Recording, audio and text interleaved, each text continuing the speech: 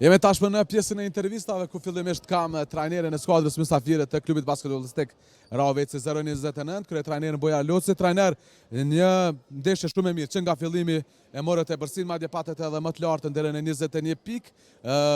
Cili ishte indikacioni, cili ishte qelësi kryesor për këtë performancë kaq të mirë të klubit tuaj sot? Mendoj që mbrojtja ka qenë qelësi kryesor i kësaj fitore, djemtë kanë jep energji, janë mundu dhe mendoj që me plot merit e kanë arrit këtë fitore. Kemi disa oscilime në lojë, por ajo na jep në të ardhmen që ti përmirësoj.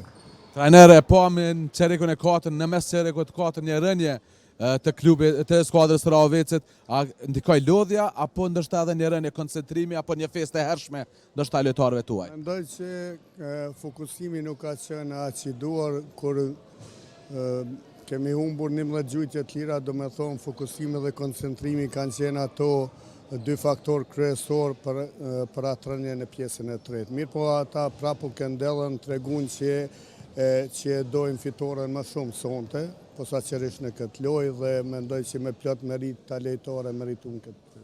Trajner, urime për fitoren më së merituar. Faleminderit. Ishim edhe me trajnerin Loci për të pritur tash edhe kryetrajnerin e Borës, kryetrajnerin Minçev.